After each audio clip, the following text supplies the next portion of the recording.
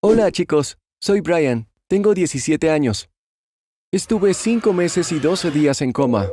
Fue una experiencia extraña. Iba alternando entre el ensueño y la realidad. Después de un tiempo podía oír lo que la gente decía alrededor, pero no podía reaccionar. Algo increíble sucedió mientras estaba en coma. Ahora les contaré todo desde el principio. En griego antiguo, la palabra coma significa sueño profundo. Pero lo que experimentan los pacientes es muy diferente al sueño.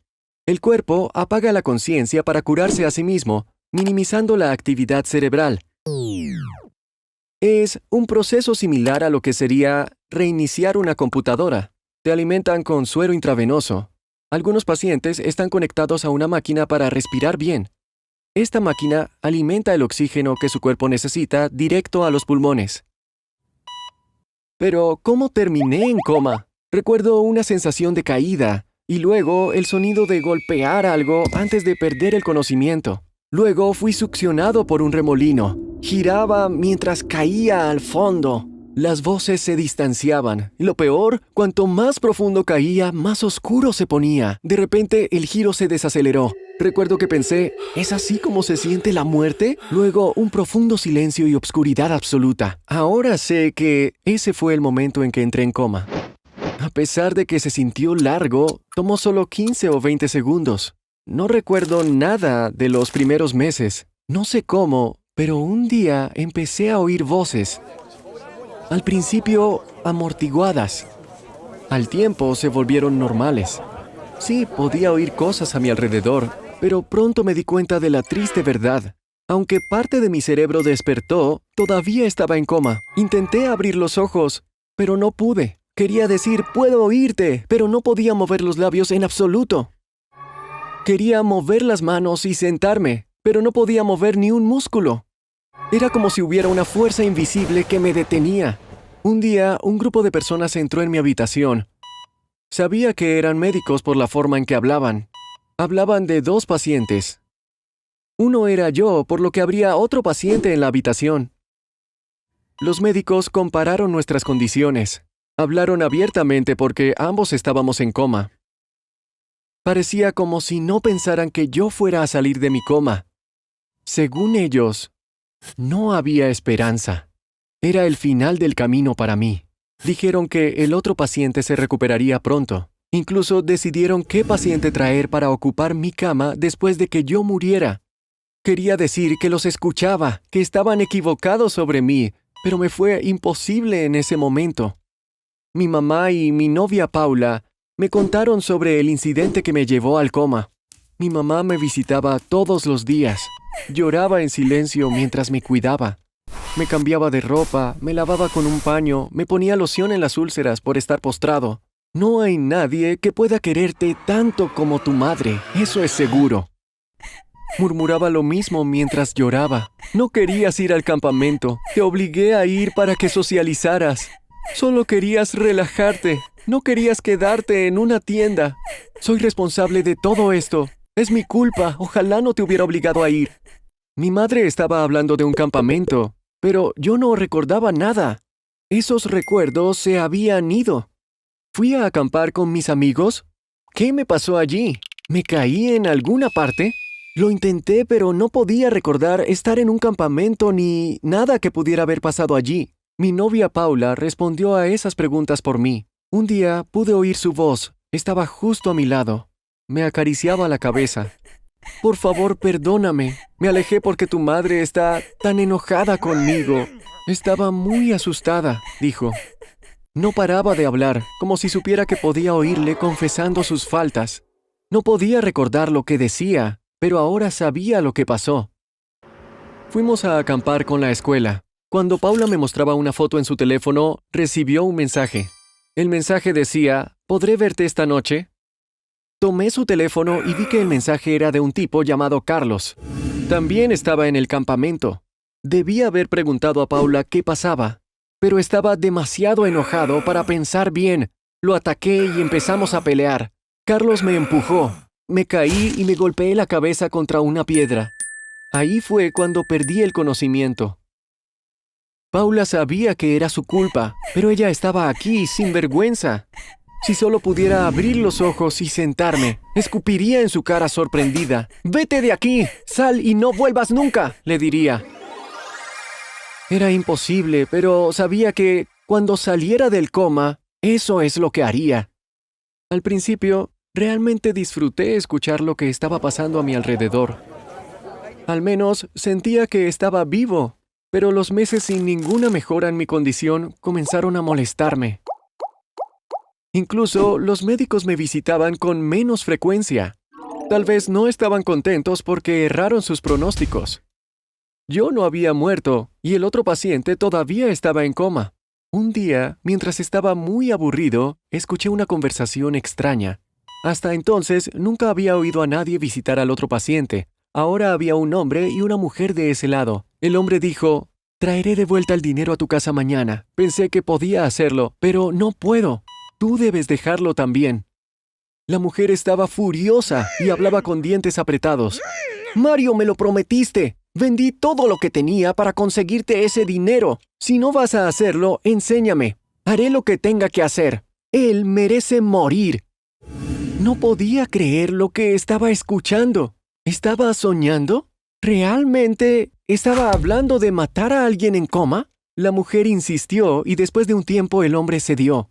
En voz baja, él le dijo: «Este interruptor controla el oxígeno. Puedes disminuirlo girándolo hacia la izquierda. Mira, ¿ves ese pequeño dispositivo en el dedo de tu marido? Mide el ritmo cardíaco y el oxígeno en la sangre. Si la frecuencia cardíaca y el oxígeno disminuyen, la alarma se activará. Es necesario bajar el volumen de la alarma antes de bajar el oxígeno. Nadie lo comprobará.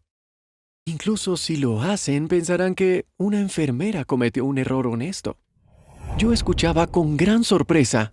¿Este tipo Mario era médico? No dejaba de llamar al paciente «tu marido». ¿Esta mujer era esposa del paciente, entonces? ¿Por qué quería matar a su marido? Pero, lo más importante, ¿iba a hacerlo? De repente, la vida era emocionante. Los estaba escuchando con ansias. Lamentablemente, en ese periodo mi conciencia iba y venía. A veces pasaba días sin oír nada, ni un sonido. Era como entrar y salir de un sueño profundo. Tal vez, como dijeron los doctores, estaba al final del camino. Estaba muy asustado, pero no podía hacer nada. Luego, caí en el remolino una vez más. Los sonidos se amortiguaron. Giraba sin cesar en el remolino y perdí completamente el conocimiento. Recuerdo claramente el momento en que desperté. Mis ojos se abrieron. No había visto luz en meses, así que inmediatamente los cerré. Escuché a mi mamá gritar de alegría. Me vio abrir los ojos. Cerró las cortinas de inmediato. Abrí los ojos de nuevo. Le sonreí. Dijo: «Bienvenido de vuelta, querido». Y comenzó a llorar. La habitación se llenó de médicos en 10 minutos. Aún no estaba seguro de poder hablar. Sentí que mi voz no saldría. Solamente seguí sonriendo. Unos días después, recordé un sueño de mi coma. Toda esta experiencia fue tan rara. En mi sueño, la esposa de otro paciente quería matarlo y un doctor llamado Mario la estaba ayudando. Pero en la cama de al lado había un paciente que era solo un poco mayor que yo, muy joven como para tener esposa. Ahora yo estaba hablando cómodamente. Le conté este sueño a mi madre, riendo. Ella se congeló cuando dejé de hablar. El tipo de la cama de al lado había muerto un mes atrás. El nuevo paciente había llegado hace 2 semanas. La esposa del fallecido lo visitaba cada tanto. Ella solamente se sentaba y lo miraba en silencio. ¿Qué hay de Mario? Mi mamá dijo que no había un doctor llamado Mario. Pero, curiosamente, había un enfermero con ese nombre. Mi madre no pudo resistirse y se lo contó a la dirección del hospital. Esto no era bueno para el hospital, por supuesto. Dijeron que lo investigarían, pero no hicieron nada. Ni siquiera vinieron a hablar conmigo. Pero mi madre no se rindió. Cuando la policía se involucró, la verdad salió a la luz. El paciente fallecido estaba engañando a su esposa. Una noche, él y su novia tuvieron un accidente automovilístico. La novia murió, pero él cayó en coma. La esposa quería vengarse, así que planeó su asesinato. Hizo un trato con un enfermero, Mario, pero Mario se echó atrás. Decidió que no podía matar a alguien ni siquiera en coma. Cuando ella dijo que lo haría ella misma, él le dijo lo que tenía que hacer. Esa es la parte que yo había presenciado. Un día, ella vino hacia el final de las horas de visita.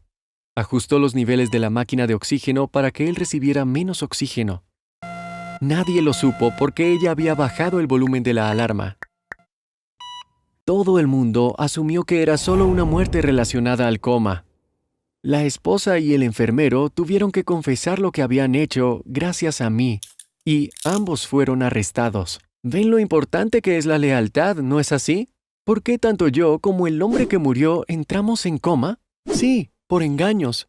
Si él y Paula hubiesen sido leales, nada de esto habría pasado. Hola chicos, soy Elena, tengo 15 años. Lo que pasó el año pasado me pone triste, pero de todas formas se los contaré todo con honestidad. Espero que aprendan de mi experiencia y no se arrepientan como yo. Hasta hace 2 años mi vida no podía ser más perfecta. Tenía todas las ventajas de ser hija única. Era la princesa de la familia. Mis padres intentaban darme todo lo que quería. ¿Por dónde empiezo? Tuve mi primer teléfono a los 8 años. Nos mudamos a otra casa porque quería una habitación mayor.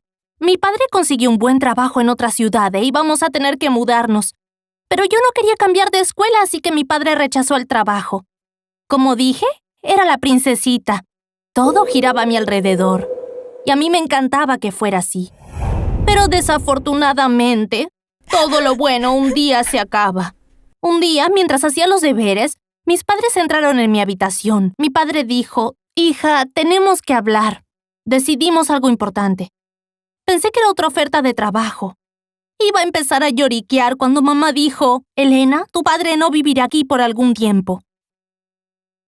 Pensé que tenía que ver con su trabajo. Pregunté, ¿por cuánto tiempo?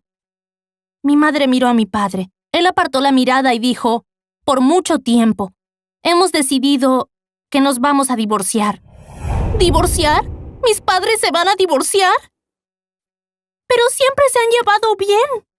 Cuando miré a mamá con ansiedad, vi las lágrimas que bajaban por sus mejillas y se caían al suelo. ¿De verdad se iban a divorciar? ¿En serio mi padre ya no viviría con nosotras? ¿Ya no me despertaría acariciándome el pelo? ¿Ya no me resolvería los problemas de matemáticas más difíciles de mis deberes? ¿Yo no volvería a correr hacia la puerta cuando él volviera del trabajo? No podía ser. Era una pesadilla y tenía que despertarme. Papá vio que estaba en shock y se acercó. Me levantó la cabeza y besó mi frente. Al sentir su beso en la frente, me di cuenta de que todo era real. Ahora era una hija de padres divorciados. Al principio veía a mi padre todos los domingos. Para mí eran suficientes las horas que pasábamos juntos. Me recogí a las 10. Primero íbamos a desayunar y luego a hacer lo que yo quisiera. Hablábamos mucho, le contaba todo lo que pensaba. Y él me escuchaba con mucho interés. Después siempre íbamos de compras, incluso si no me apetecía. Por la tarde, me dejaba en casa con la bolsa de las compras. Por desgracia, todo eso cambió por otra oferta de trabajo. Esta vez no se iría a otra ciudad, sino a otro país. Mi papá sería el director de una gran empresa extranjera. Me dijo, pasaremos todo el verano juntos, y me besó en la frente. Esta vez no lloré ni un poco. Él ya no vivía con nosotras. Yo era su princesita que vivía en otra casa. Por eso ya no esperaba que tomase decisiones sobre su vida pensando en mí. Se preguntarán, ¿cómo estaban las cosas con tu madre? Bueno, ella siempre fue muy trabajadora. Pero luego del divorcio, dio un paso más allá y se volvió adicta al trabajo. Algunas veces por semana volvía a casa mucho después de que me acostara. Nos comunicábamos por notas que dejábamos por la casa y por mensajes de texto. No te olvides de poner la lavadora. Te quiero. Vi el anuario en la encimera. Estás preciosa. Te quiero.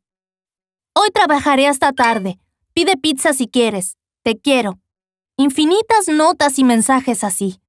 Trabajaba mucho y yo sabía que era su forma de hacer frente a todo el dolor del divorcio. ¿Cuál era mi forma de hacer frente al dolor? No tenía ninguna. Bueno, aún no.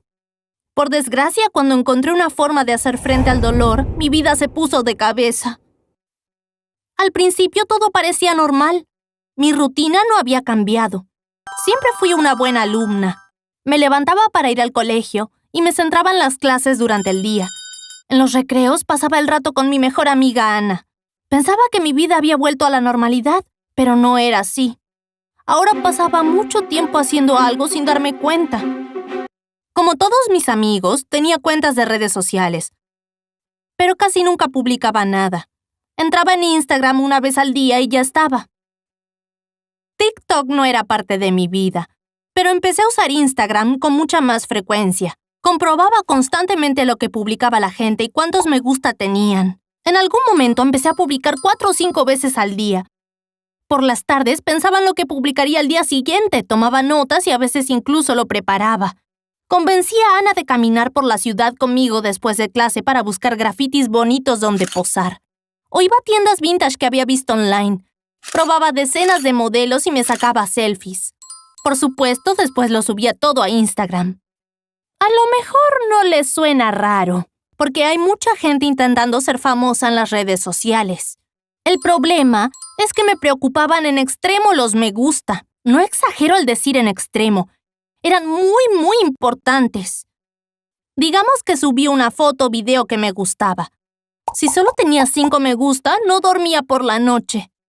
Daba vueltas en la cama con 1000 cosas en la cabeza. Pensaba que era muy injusto. Me esfuerzo tanto y esos tontos no me dan ni un me gusta, me decía. Pensaba, no me dieron me gusta porque son envidiosos. Incluso repasaba mi lista de seguidores e intentaba adivinar por qué no me daban un me gusta. Sí, estaba muy obsesionada con Instagram, pero me parecía normal en aquel entonces. Ojalá hubiera acabado ahí. Un día en la escuela, Ana miró mi cara con cuidado. Dijo, Elena, tus cejas están más finas. Me di cuenta el otro día, pero no dije nada porque no quería disgustarte. ¿Por qué se están cayendo? Deberías ir al médico. Estaba a punto de decir, no, me arranqué las cejas. Pero no pude y empecé a llorar. Ana se sorprendió. Si supiera que te ibas a disgustar, no habría dicho nada. No es para tanto, dijo. Entonces bajé la cabeza y me separé el pelo para mostrarle una gran calva en mi cabeza. Elena, no es normal. Llama a tu mamá ahora mismo. Dile que pida cita con un médico. ¿Dónde está tu móvil? Intenté decir algo, pero no pude porque estaba llorando. Me llevó al baño y me lavó la cara. Me calmé un poco.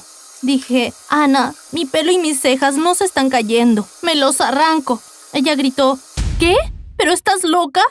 ¿Me estás diciendo que te arrancas el pelo? Es difícil de creer, pero es exactamente lo que hacía. Ana insistía en que llamara a mi mamá y lo hice. Cuando ella contestó el teléfono, yo empecé a llorar. Por supuesto se preocupó y me vino a recoger enseguida. Por primera vez en mucho tiempo, hablamos por horas y lloramos juntas. En mitad de la noche, con los ojos hinchados, salimos por comida. Sentí que me había quitado un peso de encima. No sabía si lo que necesitaba era hablar con mi madre o compartirlo con alguien, o simplemente llorar a moco tendido, pero me sentía mucho mejor. Por primera vez en meses, no me sentía nerviosa. Una amiga de mi mamá nos recomendó una psiquiatra y fuimos a verla la mañana siguiente. Ese día conocí a la doctora Juana García. Empecé a ir a verla todos los viernes, después del colegio a las 4.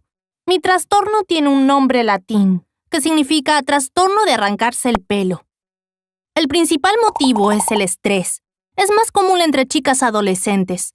Te arrancas el pelo de la cabeza y otras partes del cuerpo, primero sin darte cuenta y luego no puedes parar. Me arrancaba el pelo y las cejas, pero hay gente que hasta se arranca el pelo de las axilas. Por suerte se puede tratar.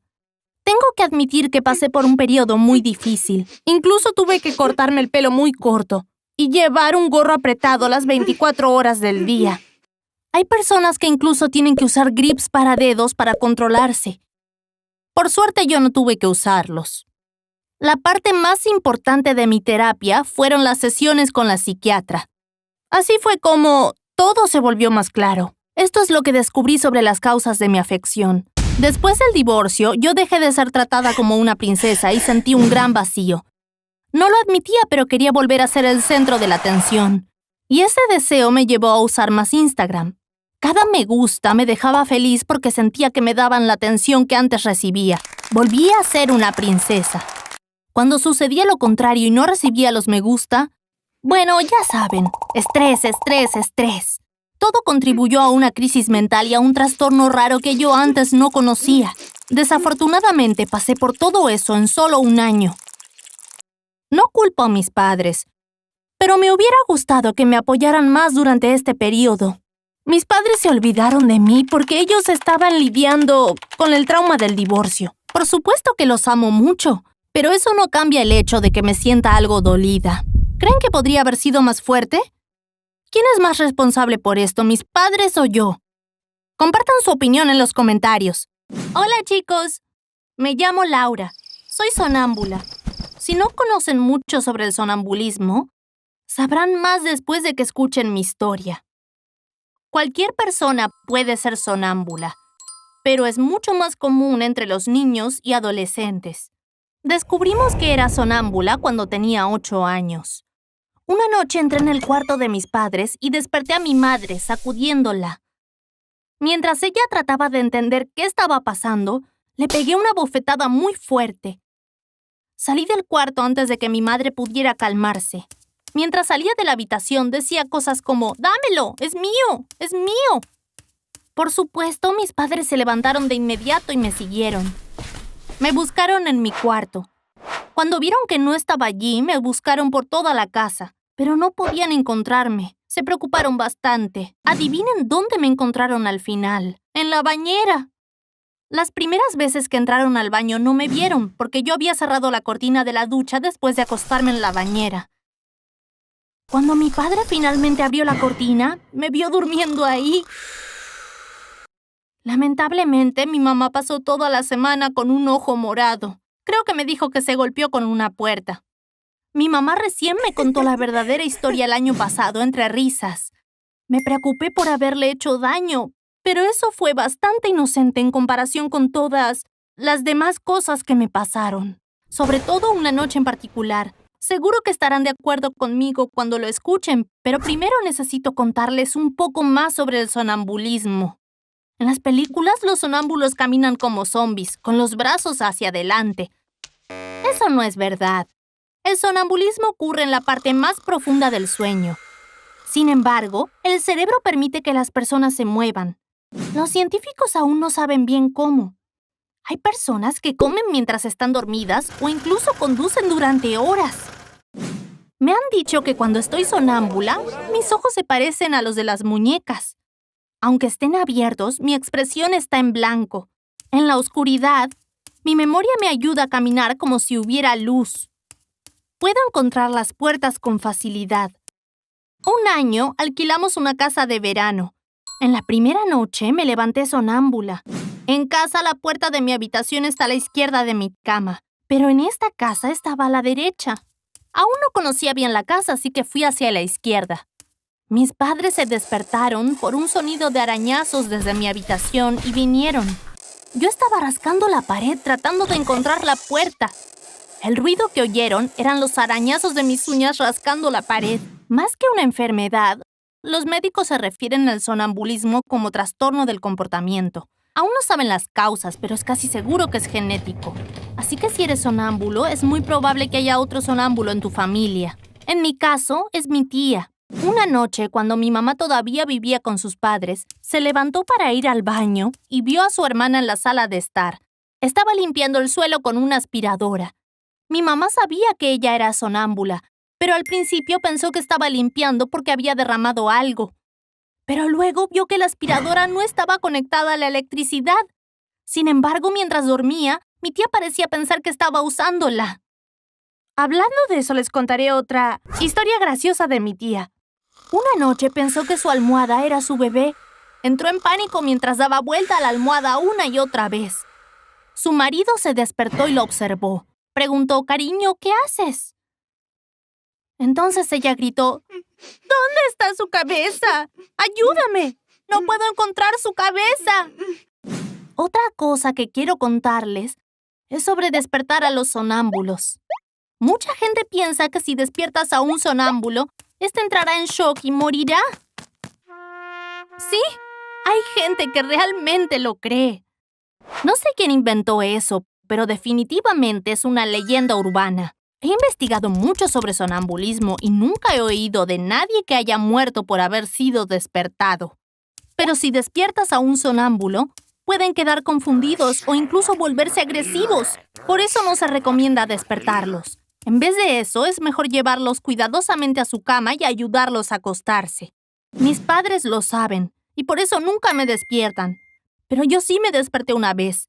Déjenme contarles muy rápido. Desde hace años, mi mamá hace yogur en casa. Una noche empecé a caminar dormida y fui directo a la cocina. Tomé la olla de la mesa y la puse en el suelo. Entonces abrí la tapa y me metí dentro de la olla con yogur. No tengo idea de por qué hice algo así.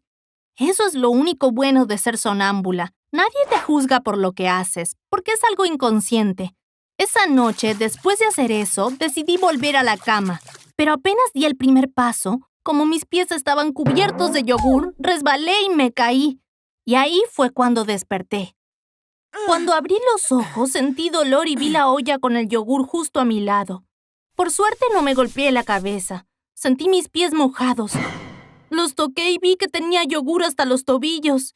Estuve en shock por 15 o 20 segundos, pero estoy sana y salva como ven, aunque me desperté con un gran susto.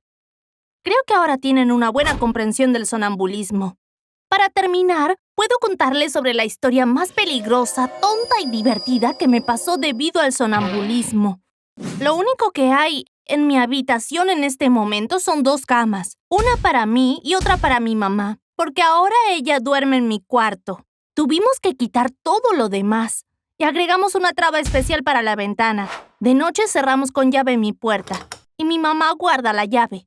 ¿Por qué mis padres tomaron estas medidas? ¿Por qué se alarmaron tanto recientemente si soy sonámbula desde hace años? Lo entenderán cuando les cuente algo increíble que pasó hace 2 meses y medio. Olvidé algo. Los sonámbulos no caminan dormidos todas las noches. Hay algunos hallazgos acerca de qué puede desencadenar el sonambulismo, pero eso varía según cada persona. En mi caso suele ser estrés. Si nos mudamos a otra casa, si mis padres tuvieron una pelea, o si tengo un examen importante, seguro que tendré sonambulismo. La historia que voy a contarles sucedió en un día mucho más triste. Mi padre fue despedido injustamente de una empresa donde trabajó 13 años. Por primera vez en mi vida lo vi llorar. No podía aceptar lo que había ocurrido. Verlo así me puso muy triste. Después de ir a la cama no pude dormir por un largo rato. Lloré durante horas. Finalmente caí dormida de cansancio. Al despertar estaba en una casa diferente, en la cama con una mujer paralizada de 80 años. No se imaginan mi susto. Abrí los ojos y lo primero que vi fue a ella. Me miraba fijamente, observándome con sus ojos azules bien abiertos. No pudo reaccionar porque no podía hablar ni moverse, pero estaba tan asustada como yo. Al otro día, mi papá y yo nos pusimos a investigar y descubrimos exactamente lo que pasó esa noche. Resulta que terminé en la cama de la mujer que se llamaba señora Fernández en 3 pasos. Paso 1. Volar a través de la ventana. Vimos que me levanté de la cama alrededor de las 4:30 de la madrugada. Mis padres dicen que mi puerta estaba cerrada por la mañana, así que no caminé por la casa. Cuando camino sonámbula, abro las puertas, pero nunca las cierro, por lo que debo haber ido directamente a la ventana. Lo que sea que estaba soñando me llevó a abrir la ventana y pisar la cornisa. Y me lancé desde el 3er piso hasta el suelo. Caí sobre el toldo de abajo y luego volé sobre la sombrilla de una pizzería, como si estuviera saltando en un trampolín. Debo haberme despertado para entonces, porque recuerdo haber golpeado la sombrilla. Confundí el sueño y la realidad, así que pensé que era un sueño. Me parecía lógico, ya que lo que estaba sucediendo era bastante fuera de lo normal. Algunas caídas fueron captadas por las cámaras de las tiendas cercanas y parece una película de Hollywood. Hoy me río de todo esto, pero mis padres tardaron días en recuperarse después de verme caer. Ahora paso 2. Correr como loca. Había un trabajador refugiado que dormía en la pizzería. Salió corriendo cuando oyó el ruido y me vio haciendo un aterrizaje suave gracias a la sombrilla y dormir como bebé en la acera. Me revisó el pulso para ver si estaba viva. Entonces abrí los ojos y antes de que pudiera darse cuenta de lo que estaba pasando, empecé a correr. Y él empezó a seguirme y a gritar: «¡Es un malentendido! ¡Yo solo estaba tratando de ayudarte!». Estaría preocupado de meterse en problemas porque estaba en el país ilegalmente. Corrí un rato mientras él me perseguía, pero el hombre tenía un poco de sobrepeso y se cansó. ¿Me creerían si les digo que seguí corriendo mientras dormía? Bueno, eso es exactamente lo que pasó. Por último, paso 3. Entrar al apartamento por la ventana. Aquí no hubo testigos. Las personas que viven en el apartamento al que entré dicen que su gata Bella hace paseos nocturnos durante el verano y que entra y sale por la misma ventana. La gata usa la ventana de la señora Fernández, así que queda siempre abierta. Pero esa noche no fue solo Bella quien la usó. No sé cómo lo logré, pero entré por la ventana abierta, vi la cama y me lancé. La señora Fernández se despertó, pero no pudo hacer nada debido a su parálisis. Como ven, hay una buena razón para que mi mamá duerma en mi habitación y para las trabas en las ventanas. Gracias por haberme escuchado. Si quieren compartir su historia, envíenla por correo electrónico a la dirección que encontrarán en la descripción del video. ¡Adiós!